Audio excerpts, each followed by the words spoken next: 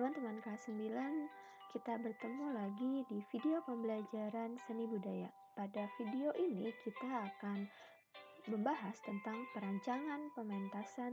Nah, sebelum kita mulai belajar, yuk sama-sama kita baca basmalah agar apa yang akan kita pelajari dapat bernilai ibadah. Bismillahirrahmanirrahim. Perancangan pementasan. Apa itu perancangan? Nah, teman-teman, perancangan pementasan. Perancangan itu bisa disebut juga dengan manage dalam bahasa Inggrisnya, yang disebut dengan mengatur atau merencanakan.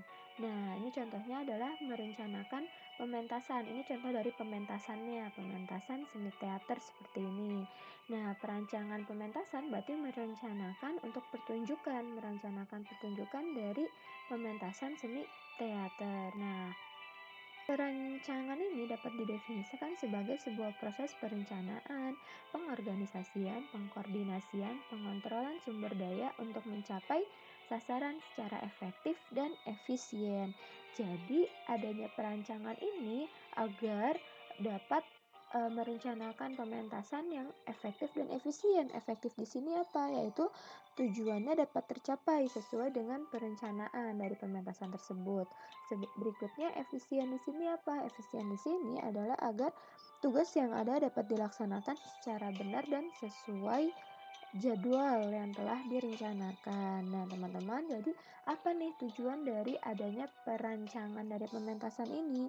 Yaitu agar dapat bekerja secara efisien tadi, secara efisien dan efektif, dan agar dapat melakukan usaha yang tercapainya usaha dengan ketenangan, kelancaran, dan kelangsungan dari pementasan itu sendiri. Nah, berikutnya dalam perancangan pementasan ini ada yang disebut dengan musyawarah produksi dari seni pertunjukan. Nah, dalam musyawarah ini ada dua hal yang didiskusikan atau yang musyawarahkan. Yang pertama adalah pembentukan kelompok kerja. Yang kedua adalah menentukan produksi dari seni pertunjukan. Nah, membentuk kelompok kerja ini seperti apa? Seperti pimpinan, sekretaris, bendahara, dan lain-lain. Nah, menentukan produksi seni pertunjukan ini seperti apa? Yaitu seni apa atau pertunjukan apa yang akan ditampilkan? Apakah pertunjukan seni karya, atau seni musik, atau seni teater, atau seni tari? Nah, seperti itu teman-teman.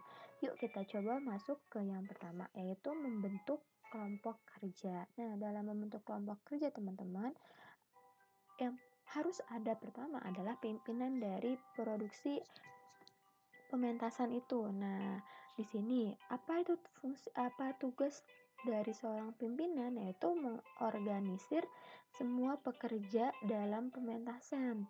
Nah, berikutnya adalah bertanggung jawab secara keseluruhan atas pelaksanaan dan keberhasilan dari produksi.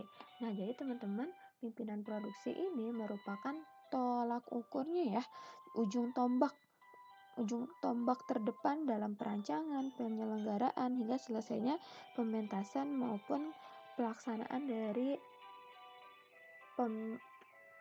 pementasan itu sendiri seperti itu. Nah, berikutnya adalah sekretaris produksi. Nah, dalam tugas dari sekretaris produksi yaitu bertanggung jawab dalam mencatat semua kegiatan yang berhubungan dengan produksi seni pertunjukan. Mencatat ya teman-teman. Jadi sekretaris ini lebih ke mencatat atau membuat proposal dan surat-surat yang berhubungan dengan kegiatan pementasan. Berikutnya ada bendahara. Nah, judul aja bendahara pasti berhubungan dengan uang. Jadi apa nih tugas dari bendahara? Yaitu bertanggung jawab terhadap semua hal yang berkaitan dengan keuangan dan membuat laporan keuangan. Berikutnya ada seksi dokumentasi, yaitu bertanggung jawab atas dokumentasi dari kegiatan dan merencanakan, melaksanakan, dan menyimpan semua dokumen kegiatan pementasan, baik itu dalam bentuk foto, suara, maupun audiovisual, yaitu dalam bentuk video. Nah, berikutnya ada publikasi. Nah, publikasi itu bertanggung jawab untuk terhadap semua urusan promosi dari kegiatan pementasan dan untuk merencanakan aplikasi dari berbagai media. Ada apa aja medianya? Kita bisa menggunakan media cetak seperti koran atau media audio seperti radio, dan dapat juga melakukan audio visual melalui televisi atau YouTube ya, sekarang sudah berjaman nonton YouTube. Nah, berikutnya ada seksi pendanaan. Nah, seksi pendanaan ini merupakan roda ya yang menjalankan pameran itu sendiri, karena seksi pendanaan ini bertanggung jawab terhadap penyediaan dana yang dibutuhkan selama proses pelaksanaan pementasan. Jadi kalau nggak ada seksi pendanaan nih, kita nggak bisa jalanin pementasan karena nggak ada dananya, teman-teman. Nah, berikutnya adalah berupaya untuk melakukan penggalangan dana. Seperti itu tugas dari seksi pendanaan. Berikutnya ada house manager. House manager ini merupakan pelayan publik. Nah, pelayanan di sini apa? Bisa dalam bentuk konsumsi, keamanan, transportasi, dan lain-lain. Nah, dalam pelaksanaannya sendiri, house manager ini teman-teman dibantu oleh beberapa tim, yaitu ada tim seksi keamanan. Nah, seksi keamanan sesuai dengan judulnya, keamanan, sehingga tugasnya adalah untuk merencanakan keamanan selama pertunjukan itu berlangsung. Berikutnya seksi konsumsi. Nah, seksi konsumsi ini sesuai judulnya konsumsi, yaitu menyediakan konsumsi selama latihan, rapat, maupun pelaksanaan dari pementasan itu sendiri. Transportasi berarti merencanakan transportasi selama proses produksi. Nah, berikutnya ticketing. Tiket ini berarti yang merancang tiket, yang mencetak dan mendistribusikan tiket. Berikutnya ada seksi gedung. Nah, seksi gedung ini yang bertanggung jawab pada penyediaan gedung untuk latihan maupun untuk proses pementasan seperti itu. Nah, berikutnya ada manajemen artistik. Nah, sesuai judulnya teman-teman, manajemen artistik yaitu yang tugas dan tanggung jawabnya kepada pertunjukan. Nah, ada apa aja nih? Ada sutradara, ada pemeran juga, dan ada pimpinan artistik. Nah, ini kalau yang kita tampilkan adalah seni teater ya teman-teman. Jadi kita membutuhkan sutradara untuk apa? Untuk membuat konsep dalam pertunjukannya, untuk mengatur jalannya pertunjukan, untuk memilih peran yang akan dipentaskan seperti itu. Nah, berikutnya adalah pemeran. Nah, pemeran ini artisnya teman-teman. Jadi pemeran ini tugasnya adalah melaksanakan latihan dengan sutradara. Setelah melaksanakan latihan, maka bermain peran dalam pementasan sesuai dengan hasil pelatihan dengan sutradara. Jadi pemeran ini latihan dulu dengan sutradara. Setelah latihan, maka dia akan mementaskan pementasannya dalam pementasan seperti itu.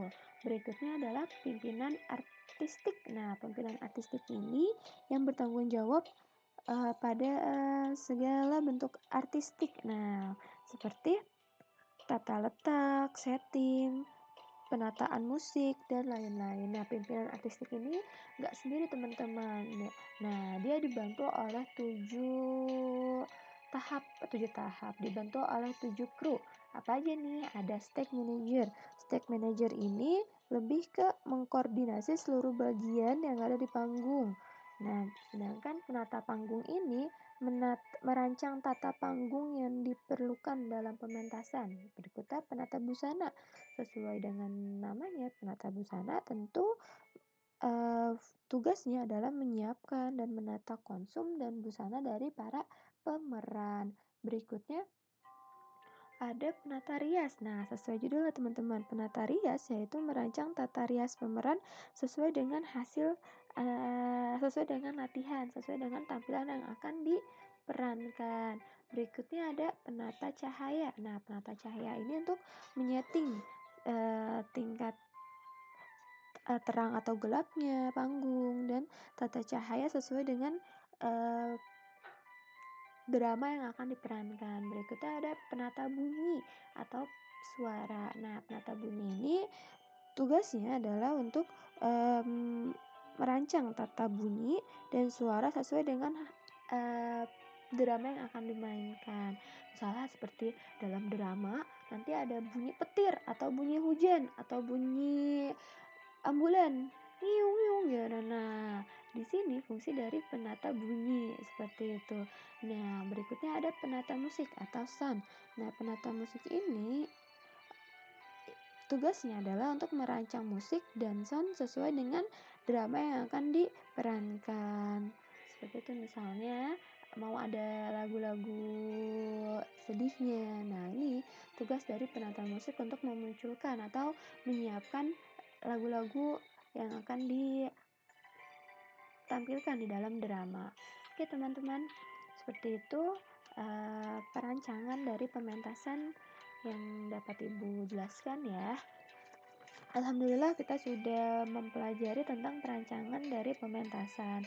Untuk mengakhiri video ini, yuk sama-sama kita membaca hamdalah. Alhamdulillahirabbil alamin. Sampai bertemu di video pembelajaran berikutnya. Terima kasih. Wassalamualaikum warahmatullahi wabarakatuh.